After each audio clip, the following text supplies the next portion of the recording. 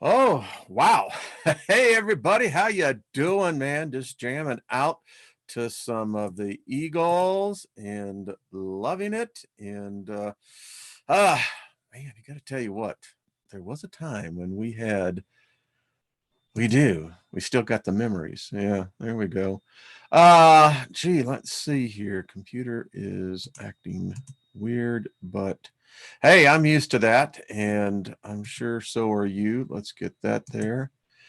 Anyway, BOSTO, may we be of service to everyone, be of service to ourselves. Yeah, that's the first step. And welcome everyone. Favor to all of us. Nothing missing, nothing broken in our lives. So yeah. How's it going today? Hey, Lost in Space, how you doing? First thing on my list is Mr. Big Owl. So, Mr. Owl, give me a second here, and there we go. Some men call me sinner, Lord. Some man call me saint. Outlaw man. There we go. So, Lost in Space, I think you are lacking in getting the information to Al. That's what I thought. That's what I hear. But anyway, let's see. So the cards available: 3, 8, 9 of hearts, 3, 5, 6, 10 of clubs, 2, 4, 10 of spades, 3, 4, 5, and 8 of diamonds. Isn't this interesting? So all face cards and all single unit cards gone. It shows you where our psyche is as a collective consciousness. And, this is like, back, in junior high when you were, picking sides for teams, right? For dodgeball. So why don't we do a little thing here? What is your prediction that will be the last card chosen? Which of the Lonely Heart Club band is it going to be? I don't know. It's one of those interesting things because in reality, the clubs, they're for some reason they're not apparently the favorite suit of cards.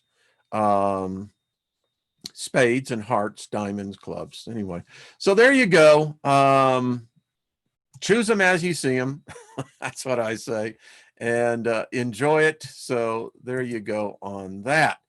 Okay. Let me get back over here. And I have no idea why this is that and that is this. So 5 of clubs, someone says, all right. Kate, we'll see that. Cat, excuse me. Hey, David Castle, how are you doing? I saw you last night. Love to have you on. Big Al was on there. And Robert V, who is doing a fabulous job in driving the bus over there. And that is the Milky Way Soul Tribe channel. If you're not subscribed, you should be. And, it's growing and good content. And David Castle, was great to see you. I'd like to get a show like with you, David Barry, Big Al, Robert V, have a roundtable discussion and see how that turns out. That would be interesting, wouldn't it? Hello, Lois. How are you? Haven't seen you in a while. So good to see you. Cajun Queen Tarot. Cool. Cool, David. We'll have to definitely do that. Absolutely. Hey, Belanca. Doris, hello. And everybody else. Think agape love always and forever. Love it. Hey, Kent. And Sammy, good to see you. Grandpa, Brian, how you doing? Very hot, smoky here. It sucks. Going outside, you can smell the smoke. And the smoke is like 300 miles to the west of us. So allow me a second here because this is really odd how this does this. So I was out yesterday last night, in fact, and took some pictures to show y'all just how smoky it is. By the way, check this face out. I think there be dragons in the sky, said the apprentice to the master. I'll just go through them and you can see. Yes, I think there'd be dragons in those skies. How about that one? Does that not look like two eyes looking down on you? Can you see the expression? Uh-huh, who knows? But I do know this, quite colorful. It's just freaking brilliant. And the smoke comes in waves. It's pretty weird when you get into a pocket of it. And in this case, you can see right around the sun and right below the dragon's head, you can see this concentration of smoke. And it had a fabulous effect on the sky. I mean, it was quite beautiful. There you go. And like I said, when it gets in these deep pockets of smoke, the sun really does put on quite a show. A couple of years ago, we had a fire that was really much closer, and it literally blocked the sun out. And when the sun became visible again, it was this. I'll pull up the pictures. It was the most amazing red color. And you can see the waves of smoke in the foreground. This is one of those pictures, as you can see. And the illusion here is very interesting because you would swear that there is another light source behind that cloud above the sun. And actually, it's just the light refraction, but it's quite beautiful. As you can see here, again, you would absolutely swear up and down, well, now, wait a minute, that cloud is just blocking something. Yeah. Quite beautiful, though.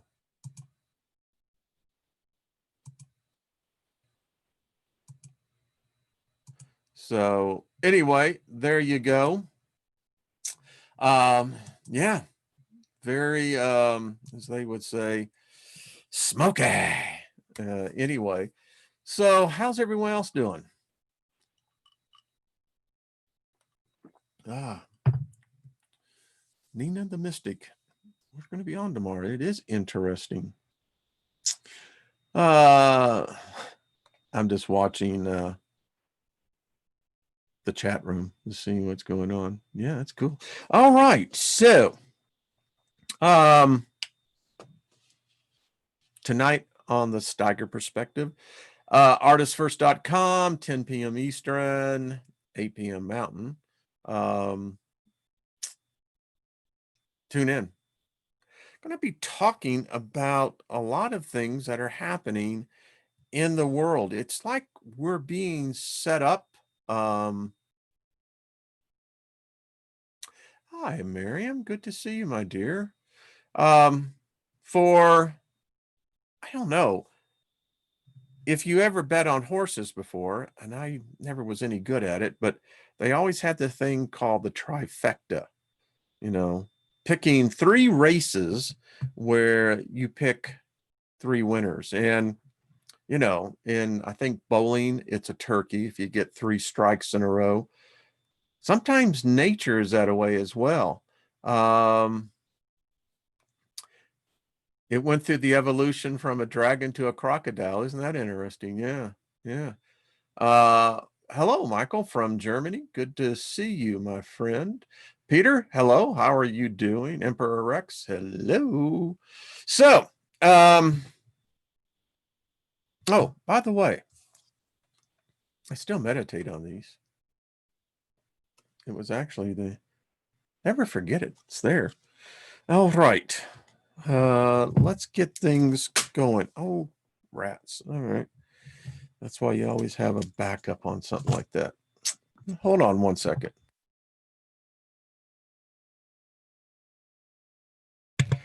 Thank you. So, cataclysms, catastrophes. My opinion, but it is the opinion of many others as well. Happy birthday to everyone who's ever having one, an anniversary. That the economy is a catastrophe. Catastrophic in some people's opinion. And so cataclysm. We're living it. We live through, I think, our species as we are reading, and we're going to get right back in tune. But I thought today we'll continue to follow the story because the story is interesting. We're just going to jump ahead. This book, by the way, and those of you who have it and who have read it, there are a couple of different stories about creation of man in here.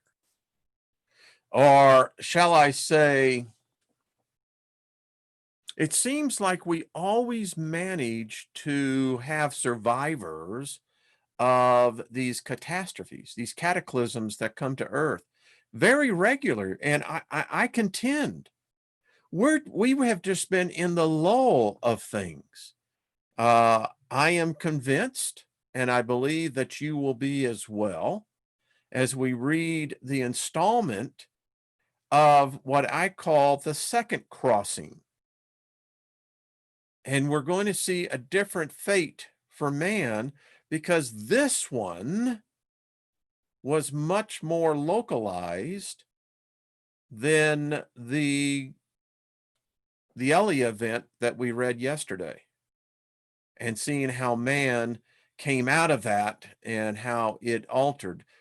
None of the stories that we could read today can we absolutely say with certainty that, yep, that's how it happened. I think the answer lies within all of them, and that's what we're doing here. So I find it interesting that my indoctrination in Christianity led to, because of the era that I grew up, of Cecil B. DeMille, Charleston Heston. I mean, it played every Easter, you know? And so that was my young impression of the Bible, you know? Charleston Heston was Moses. I mean, that's what everyone saw as Moses. And it's amazing how those visual imageries, because it tells a vision, really sinks down into your psyche. And even today, when they replay that movie, as corny and as inaccurate as it is, but it was Hollywood, and it was Hollywood's interpretation of what this story, this miracle, I don't know how you want to characterize it, of a freedom of this oppressed people and the subsequent miracles that took place. I wonder why DeMille never took the other approach of telling the Egyptian side of the story. Because the Egyptian side of the story, is so much better. It's still destruction, but you get it from the other opponent. I mean, it sucks when you only have one side or one opinion, one voice being represented. That's not freedom. That's prison. If you don't think like we do, we know where you live. That type of an attitude. So, how does this tie into cataclysm? Well, this story that we're about to read gives us a message in the bottle. It tells us, don't get lax. You get lackadaisical, but that's what the prophecy said would happen, that man would become complacent. What am I talking about? We're talking about a passing, a crossing of potentially another celestial object. Now, I don't know if it's a planet. I don't know if it's a comet. I don't know. Let's let you make your own decision. So I want to pick up on our reading here in, it's chapter 3. These are the manuscripts. This is called The Destroyer, Part 1. And let me pull this up a little bit. There we go. Chapter 3 begins, men forgot the days of the destroyer. Only the wise know where it went and that it will return in its appointed hour. Now, this has connections to the Sumerian text. Everyone's very familiar with Stitchin, the Nibiru thing, the idea, Nemesis. Well, this is where a lot of it most likely originated. I think even before the Sumerians. I don't know, I could be wrong, but because chronologically it wouldn't jive. But anyway, it raged across the heavens in the days of wrath, and this was its likeness. It was a billowing cloud of smoke, enwrapped in a ruddy glow, not distinguishable in joint or limb. Its mouth was an abyss from which came flame, smoke, and hot cinders. All right, let's just stop this. Now, this very well sounds to me like a celestial object interacting with Earth's atmosphere. It could have also been a spaceship. I want you to keep open-minded as we begin to read this story, because it very well could be a spaceship that would look like a moon, an object, a dwarf planet, etc. When ages passed, certain laws operate upon the stars in the heavens. Their ways change. There is movement and restlessness. There are no longer constant, and a great light appears ready in the skies. Readily, so this tells me that it's kind of giving us the heads up. Don't think your laws of physics are going to apply here. When blood drops upon the earth, the destroyer will appear, and mountains will open up and belch forth fires and ashes. Trees will be destroyed, and all living things engulfed. Waters will be swallowed up by the land, and seas will boil. Sounds like a hot time, doesn't it? The heavens will burn brightly and redly. There will be a copper hue over the face of the land, followed by a day of darkness. A new moon will appear and break up and fall. Okay. Now, if there is a new object that comes into Earth, now we know Earth has a new moon. Yes, check me on this, fact check it. Yes, Earth has another moon, another satellite. Excuse me. Love the tea. This says there is going to be another one show up, but it's going to break up. Something's going to hit it. It's going to hit us. It's going to hit something. The people will scatter in madness. Imagine this happening in 2024, 2020. They will hear the trumpet and the battle cry of the destroyer, and will seek refuge within dens in the earth. Terror will eat away their hearts, and their courage will flow from them like water from a broken pitcher. They will be eaten up in the flames of wrath and consumed by the breath of the destroyer. Now, if you put this in modern astronomy, I don't, this could be a comet, it could be a very large meteor, or an asteroid. I don't know. All I know is that it describes a lot of something going on in our atmosphere that's going to affect us here.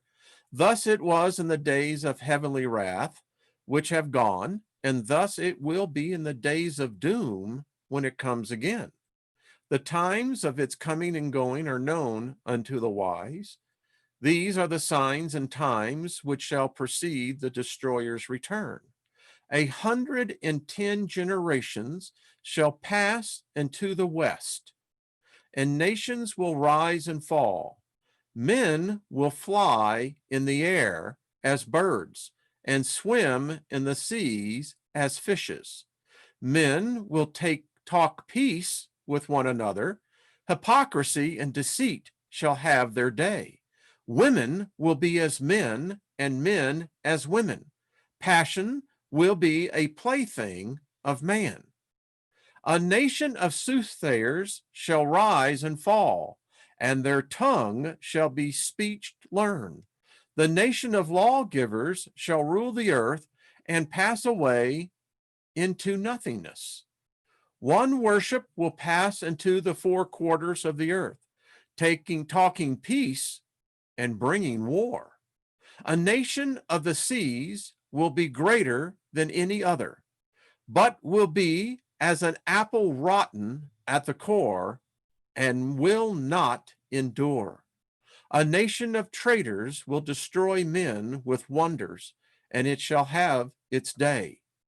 Then shall the high strive with the low, the north with the south, the east with the west, and the light with the darkness. Men shall be divided by their races, and the children will be born as strangers among them. Brother shall strive with brother, and husband with wife. Fathers will no longer instruct their sons, and the sons will be wayward. Women will become the common property of men, and will no longer be held in regard and respect. Then men will be ill at ease in their hearts. They will seek, they will know not what, and uncertainty and doubt will trouble them. They will possess great riches, but be poor in spirit. Then will the heavens tremble and the earth move. Men will quake in fear. And while terror walks with them, the heralds of doom will appear. They will come softly as thieves to the tombs. Men will not know them for what they are. Men will be deceived.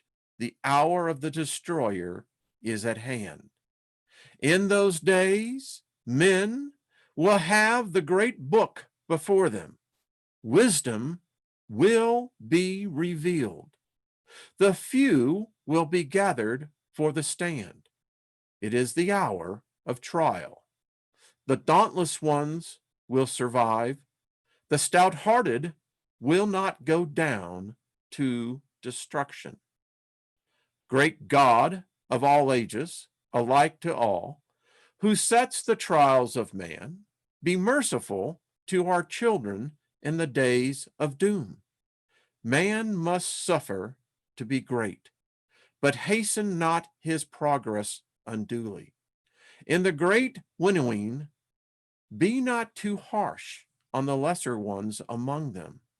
Even the son of a thief has become your scribe. Chapter 4, The Destroyer, Part 2. O sentinels of the universe, who watch for the destroyer, how long will your enduring vigil last? O mortal men who wait without understanding, where will you hide yourselves in the dread days of doom, when the heavens shall be torn apart and the skies rent in twain, in the days when children will turn gray-headed. This is the thing which will be seen. This is the terror your eyes will behold. This is the form of destruction that will rush upon you. There will be the great body of fire, the glowing head with many mouths and eyes ever changing. Terrible teeth will be seen in formless mouths, and a fearful dark belly will glow redly from the fires inside. Even the most stout-hearted man will tremble, and his bowels will be loosened. For this is not a thing understandable to men. It will be a vast sky spanning from enwrapping earth, burning with many hues within wide open mouths. These will descend to sweep across the face of the land, engulfing all the yearning jaws. The greatest warriors will charge against it in vain. The fangs will fall out, and lo, they are terror-inspiring things of cold, hardened water. Great boulders will be hurled down upon man, crushing them into red powder. As great salt waters rise up in its train, and roaring torrents pour towards the land, even the heroes among mortal men will be overcome with madness. As moths fly swiftly to their doom in the burning flame, so will these men rush to their own destruction. The flames going before will devour all the works of man. The waters following will sweep away whatever remains. The dew of death will fall softly as a gray carpet over the cleared land. Men will cry out in their madness, "Oh, whatever being there is, save us from this tall form of terror. Save us from the gray dew of death." Now, I don't know about you. It's a warning. It's the message in the bottle. Is it of our day? Is it apparently a day yet to come? Your interpretation is your own, but I do find it curious to see the detail by which the scribes are writing this. I mean, even if it's a story from a long ago, in the eons of times past, it's like, wow, this sucks. This is just not a good day to be on earth. Chapter 5, The Destroyer, Part 3. The doom shape, called the Destroyer, in Egypt, was seen in all the lands thereabouts. Now, as you're seeing, we're getting from a first person's witness of these events. This is a scribe that's writing what has either been he is reading, or something that he actually lived through, or something he is being told to write that happened. But it did happen in which we would call the modern era. Now, I call the modern era starting with the Sumerians, not starting with the year 0. Of course, we don't know what year it is. That's the frustrating thing, is we don't know what year it is. We say it's 2020, but again, that's a guess. In color, it was bright and fiery. In appearance, changing and unstable. Get the imagery in your head about this. It twisted about itself like a coil, like water bubbling into a pool from an underground supply. And all men agree it was a most fearsome sight. It was not a great comet or a loosened star, being more like a fiery body of flame. So they're telling us it wasn't a comet, it wasn't a star. Could it be a spaceship? Just putting that out there. Its movements on high were slow. Below, it swirled in the manner of smoke, and it remained close to the sun, whose face it hid. There was a bloody redness about it, which changed as it passed along its course. It caused death and destruction in its rising and setting. It swept the earth with gray cinder rain and caused many plagues, hunger, and other evils. It bit the skin of men and beasts until they became molted with sores. So, to me, this is either a virus, it's something that could be potentially radiation sickness, but it's a prolonged period of time, or so it seems. The earth was troubled and shook. The hills and mountains moved and rocked. The dark smoke-filled heavens bowed over earth, and a great howl came to the ears of living men, borne to them upon the wings of the wind. It was the cry of the dark Lord, the master of dread. Thick clouds of fiery smoke passed before him, and there was an awful hail of hot stones and coals of fire. The doom shape thundered sharply in the heavens and shot out bright lightnings. The channels of water were turned back unto themselves when the land tilted, and great trees were tossed about and snapped like twigs. Then a voice like 10,000 trumpets was heard over the wilderness, and before its burning breath the flames parted. The whole of the land moved, and mountains melted. The sky itself roared like 10,000 lions in agony, and bright arrows of blood sped back and forth across its face. Earth swelled up like bread upon the hearth. That's pretty interesting because, you look at this. So the earth swelled up. Is the earth expanding literally, the whole earth? Don't know.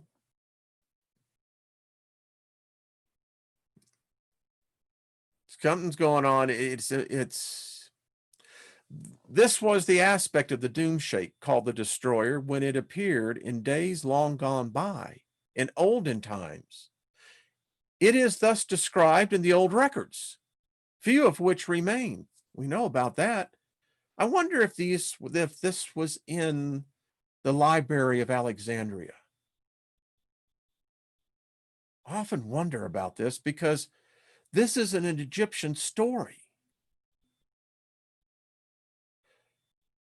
How much more prepared or forewarned would man be today if we had those records? Hard to say. It is said that when it appears in the heavens above, earth splits open from the heat, like a nut roasted before the fire. Then flames shoot up through the surface and leap about like a fiery fiend upon a black blood. The moisture inside the land is all dried up. The pastures and cultivated places are consumed in flames, and they and all trees become white ash. I don't know about you, but this almost sounds, like it could be, I don't know, like a sun. It's hard to say. The doom shape is like a circling ball of flame, which scatters small fiery offsprings in its train. It covers about a fifth part of the sky and sends withering snake-like fingers down to earth. Before it, the skies appear frightened, and it breaks up and scatters away. Midday is no brighter than night. It spawns a host of terrible things. These are things said of the destroyer in the old records. Read them with solemn heart, knowing that the doom shape has its appointed time and will return. It would be foolish to let them go unheeded. Now men say, such things are not destined for our days. May the great God above grant that this be so. But come, the day surely will. And in accordance with its nature, man will be unprepared. Chapter 6, the dark days. You mean it gets worse? I mean, when I first read this, I went, it gets worse? Yeah, it does. The dark days began with the last visitation of the destroyer, and they were foretold by strange omens in the skies. All men were silent and went about with pale faces. The leaders of the slaves, which had built a city to the glory of Throm, stirred up unrest. These are the Hebrew slaves. And no man raised his arm against them. They foretold great events of which the people were ignorant, and of which the temple seers were not informed. These were days of ominous calm, when the people waited for they knew not what. The presence of an unseen doom was felt. The hearts of men were stricken. Laughter was heard no more, and grief and wailing sounded throughout the land. Even the voices of children were stilled, and they did not play together, but stood silent. The slaves became bold and insolent, and women were the possessions of any man. Fear walked the land, and women became barren with terror. They could not conceive, and those with child aborted. All men closed up within themselves. That means the men were sterile. The days of stillness were followed by a time when the noise of trumpeting and shrilling was heard in the heavens, and the people became as frightened beasts without a herdsman, as asses when lions prowl without their fold. The people spoke of the God of the slaves, and reckless men said, if we knew where this God was to be found, we would sacrifice to him. But the God of the slaves was not among them. He was not to be found within the swamplands or the brick pits. His manifestation was in the heavens for all men to see. But they did not see with understanding, nor would any God listen, for all were dumb because of the hypocrisy of men. The dead were no longer sacred and were thrown into the waters. Those already entombed were neglected, and many became exposed. They laid unprotected against the hands of thieves. He who once toiled long in the sun, bearing the yoke himself, now possessed oxen. He who grew no grain now owned a storehouse full. He who once dwelt at ease among his children now thirst for water. He who once sat in the sun with crumbs and dregs was now bloated with food. He reclined in the shade, his bowels overflowing. Cattle were left unattended to roam into strange pastures, and men ignored their marks and slew the beast of their neighbors. No man owned anything. The public records were cast forth and destroyed, and no man knew who were slaves and who were masters. The people cried out to the Pharaoh in their distress, but he stopped his ears and acted like a deaf man. There were those who spoke falsely about Pharaoh and had gods hostiles towards the land. Therefore, the people cried out for their blood to appease it. But it was not these strange priests who put strife in the land instead of peace. For one was even of the household of Pharaoh and walked among the people unhampered. Moshe. Dust and smoke clouds darkened the sky and colored the waters upon which they fell with a bloody hue. Plague was throughout the land. The river was bloody, and blood was everywhere. The water was vile, and men's stomachs shrank from drinking it. Those who did drink from the rivers vomited it up, for it was polluted. The dust tore wounds in the skin of men and beasts. In the glow of the destroyer, the earth was filled with redness. Vermin bred and filled the air and faces of the earth with lonesomeness.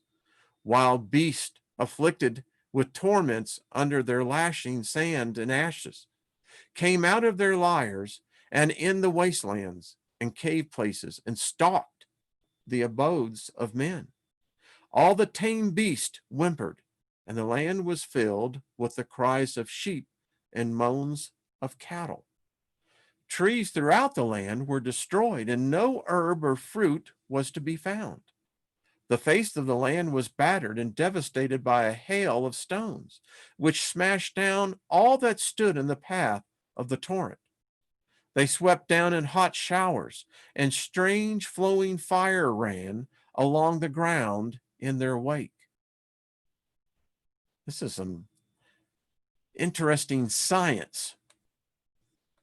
The fish of the river died in the polluted waters. Worms, insects, and reptiles sprang up from the earth in huge numbers. Great gusts of wind brought swarms of locusts, which covered the sky.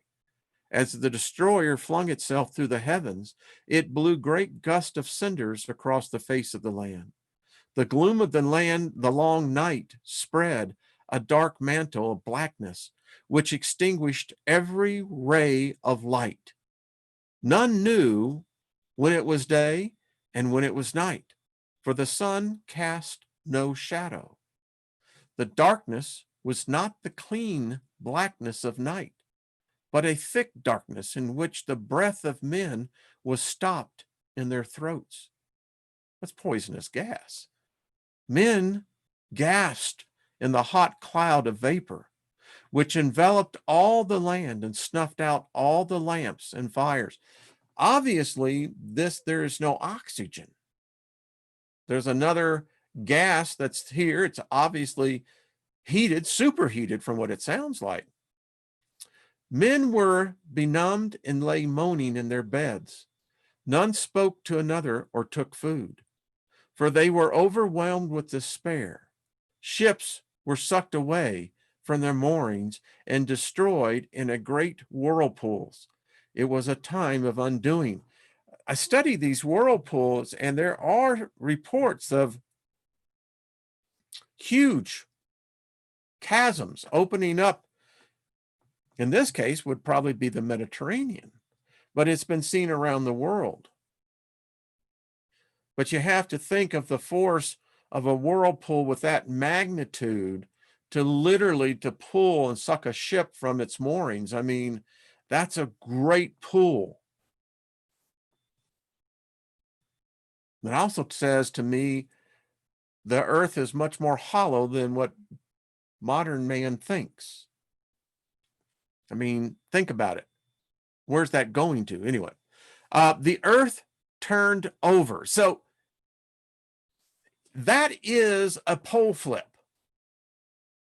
The earth turned over as clay spun upon a potter's wheel. The whole land was filled with uproar from the thunder of the destroyer overhead and the cry of the people. There was the sound of moaning and lamentations on every side. The earth spewed up its dead. Corpses were cast up out of their resting places, and the embalmed were revealed to the sight of all men. Pregnant women miscarried, and the seed of men was stopped. The craftsman left his task undone. The potter abandoned his wheel, and the carpenter his tools, and they departed to dwell in the marshes. All crafts were neglected, and the slaves lured the craftsmen away. A little bit different story than the Exodus, isn't it? The dues of Pharaoh could not be collected, for there was neither wheat nor barley, goose nor fish. The rights of Pharaoh could not be enforced, for the fields of grain and the pastures were destroyed. The highborn and the lowly prayed together that life might come to an end, and the turmoil and the thundering cease to beat upon their ears. I can't help but not think that this thing is not moving in the heavens, or if it is, it's not leaving the earth's atmosphere.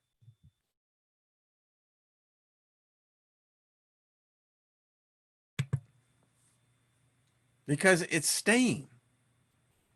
Now, I don't know what a constant thunder, because I've recorded it here in Denver when the trumpet sounds were around the world. And everyone can go out there. I actually posted it on my channel. I don't hear them now, but can you imagine if that was just amplified? No. I can't. Terror was the companion of men by day, and horror their companion by night. Men lost their senses and became mad. They were distracted by frightfulness.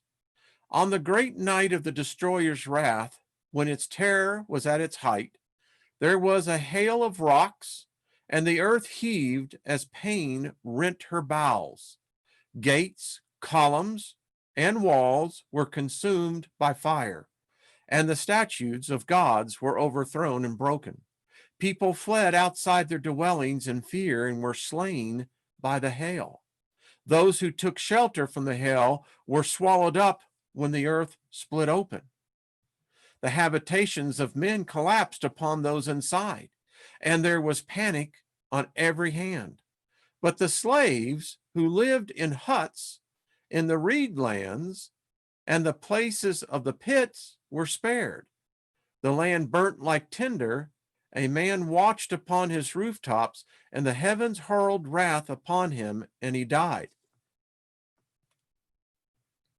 I mean, there's the confirmation again of where you see the story picked up from the Hebrew perspective, and the Egyptians are saying, yeah.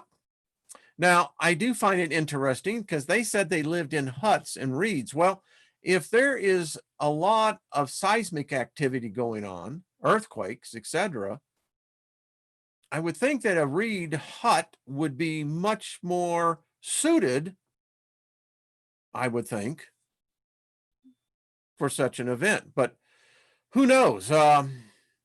Take your own interpretation. The land withered under the wrath of the destroyer and groaned with an agony of Egypt. It shook itself, and the temples and palaces of the nobles were thrown down from their foundations. You see, Cecil B. DeMille in the book of Exodus forgot this side of the story, because there is death, destruction, great calamity taking place. It would make you have a different perspective, and that's the problem when you only hear one side of the story.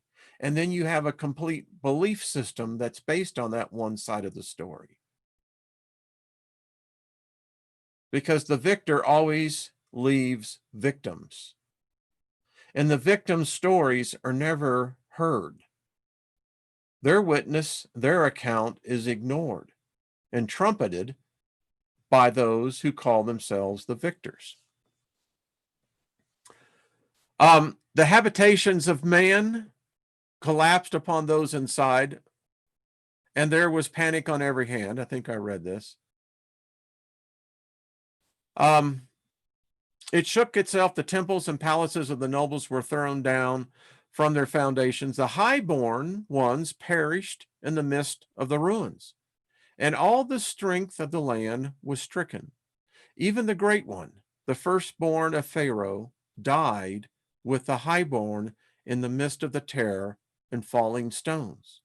The children of princes were cast out into the streets, and those who were not cast out died within their abodes. There were 9 days of darkness and upheaval. 9 days. 9. While a tempest raged, such as never had before been known. When it passed away, brother buried brother throughout the land. Men rose up against those in authority and fled from the cities to dwell in the tents in the outlands. Egypt lacked great men to deal with the times. The people were weak from fear and bestowed gold, silver, lapis lazuli, turquoise, and copper upon the slaves, and to their priests they gave chalices, urns, and ornaments. Pharaoh alone remained calm and strong in the midst of confusion. The people turned to wickedness in their weakness and despair. Harlots walked through the streets unashamed. Women paraded their limbs and flaunted their womanly charms. Highborn women were in rags, and the virtuous were mocked. The slaves, spared by the destroyer, left the accursed land forthwith. Their multitude moved in the gloom of a half dawn under a mantle of fine, swirling gray ash, leaving the burnt fields and shattered cities behind them. Many Egyptians attached themselves to the host, for one who was great led them forth, a priest, prince of the inner court. Now that's very important here. Moses is not what you think. I did a whole series on this. He was a magician. He was a priest and a prince of the inner courtyard. It's like the Illuminati, Freemasonry, all of it. Many think that it was Moses stole the secrets and invoked this thing in. What we do know that the kivav that this thing attached itself to was, in fact, a ship. Fire mounted up on high, and its burning left with the enemies of Egypt. That's that pillar that we read about. That pillar of fire. It's technology, folks. Quit thinking that it's somehow literally a fire. It probably it was. It was probably some sort of photon weapon. I mean, technology is what we're reading about here. A lot of destruction. But this seemed to be focused in on Egypt. But it has implications that it impacted the whole earth. It rose up from the ground as a fountain and hung as a curtain in the sky. I had to be something to see. I mean, you really have to admit, wow. In 7 days, by Rimwar, the accused ones journeyed to the waters. They crossed the heaving wilderness while the hills melted around them. We didn't read about this in the story of the escape, did we, of the slaves? We're getting this idea that everything was just normal, and then Moses came up there and split the water. There was a lot more to the story, a lot more. A lot of death, a lot of something that you have to just say, well, what's going on here? This seems to be a localized event, kind of like an Independence Day, the mothership. They crossed the heaving wilderness while the hills melted around them. Above, the skies were torn with lightning. I say potentially what they're seeing as plasma storms. They were sped by terror, but their feet became entangled in the land, and the wilderness shut them in. They knew not the way, for no sign was constant before them. A little different shake, isn't it? They turned before Nashari and stopped at Shukuth, the place of quarries. They passed the waters of Meha and came by the valley of the Pakroth, north of Myra. They came up against the waters which blocked their way, and their hearts were in despair. The night was a night of fear and dread, for there was a high moaning above, and black winds from the underworld were loosed, and fire sprang up from the ground. The hearts of the slaves shrank within them, for they knew the wrath of Pharaoh followed them, and that there was no way of escape. They hurled abuses on those who led them. Strange rites were performed along the shore that night.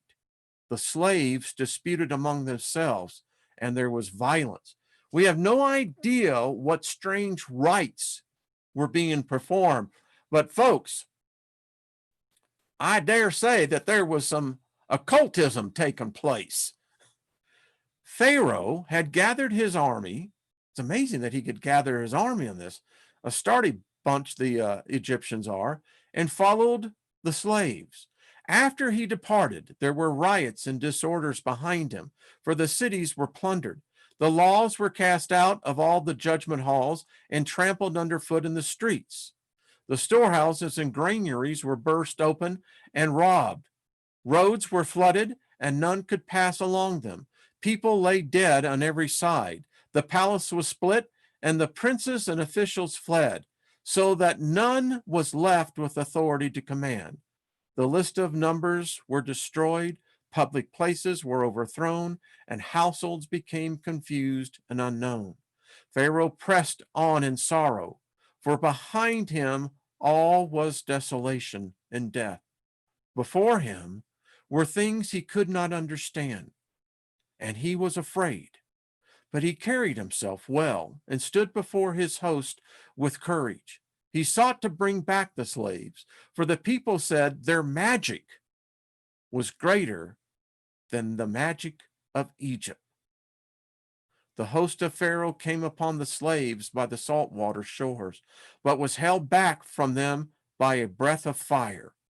A great cloud was spread over the host and darkened the sky. None could see except for the fiery glow and the unceasing lightning which rent the covering cloud overhead.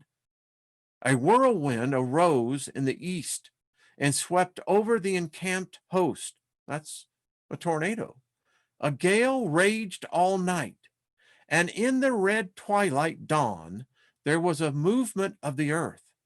The waters receded from the seashore, and rolled back on themselves. There was a strange silence, and then, in the gloom, it was seen that the waters had parted, leaving a passage between. The land had risen, but it was disturbed and trembled. The way was not straight or clear. The waters about were as if spun within a bowl. The swampland alone remained undisturbed. From the horn of the destroyer came a high, shrilling noise which stopped the ears of men. Wow. The slaves had been making sacrifices in despair. Their lamentations were loud. Now, before the strange sight, there was a hesitation and a doubt. For the space of a breath, they stood still and silent. Then all was confusion and shouting, some pressing forward into the waters against all who sought to flee back from the unstable ground. Then, in exaltation, their leader led them into the midst of the waters through the confusion. Yet many sought to turn back into the host behind them, while others fled along the empty shores. All became still over the sea and upon the shore, but behind the earth shook and boulders split with great noise. The wrath of heaven was removed to a distance and stood upwards of the two hosts. Still, the host of Pharaoh held its ranks, firm and resolved before the strange and awful happenings, and undaunted by the fury which raged on their sides. Stern faces were lit darkly by the fiery curtain. Then the fury departed, and there was silence. Stillness spread over the land, while the host of Pharaoh stood without movement in the red glow. Then, with a shout, the captains went forward, and the host rose up behind them. The curtain of fire had rolled up into a dark billowing cloud, which spread out as a canopy. There was stirring of the waters, but they followed the evildoers past the place of the great whirlpool. The passage was confused in the midst of the waters, and the ground beneath unstable. Here, in the midst of tumult of waters, Pharaoh fought against the hindmost of the slaves and prevailed over them. And there was a great slaughter amid the sand, the swamp, and the waters. The slaves cried out in despair, but their cries were unheeded. Their possessions were scattered behind them as they fled, so that the way was easier for them than for those who followed. And I think I just about went to the end. We'll pick up on this again where it still gets very interesting. As you can tell, quite interesting, is it not? I've read this so many times and it still fascinates me because we got two stories here. I mean, you can literally put them side by side and blend them, and you could get pretty much a tapestry of probably what really happened. The question is this really God? No, this is not God. This is technology. We're not seeing anything magical here, but again, the people of Egypt said their magic is stronger. Yeah, Viola, it really is. And this is what's great about this soul tribe. When, we'll all absorb this, but it gives balance in my mind. So I want to know, as I see this today, and when you go and you look at, I did the whole thing on the Kivav of Moses. When we look at those records, we know that this was a ship. I'm contending that this was probably a warship equipped with advanced technology enough to do this, because there are gaps when you look on the Hebrew side of the story. What they didn't tell you is that they were in deep, deep doo-doo, and they were worshiping, sacrificing to any god they could find that they had been taught. Again, when the ship came back down, and it tells me, it sounds like the ship almost had to recharge itself. I mean, there's a lot of energy being dissipated here. It's fascinating. All right, folks. See y'all tomorrow. I believe I'm 50-50.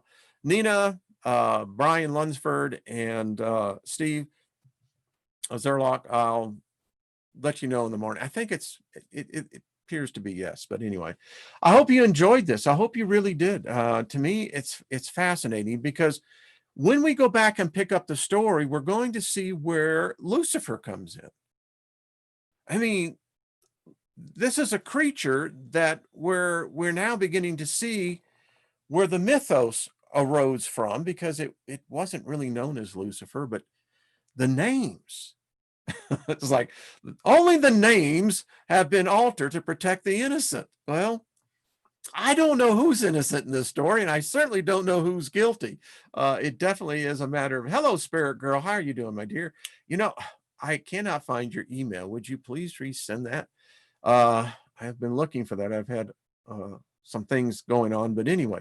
So, all right, folks, I could go on for another half hour. The rest of the story, we'll pick up on this, is fascinating. It just really is. And I think you're going to see a different perspective. Yeah. You're welcome, Carol. Everyone, you're welcome. Bosto to everyone, Bisto, and all much love to everyone. Thank you, Soul Tribe. This is a phenomenal group of spirits here. And Big Al, how are you doing?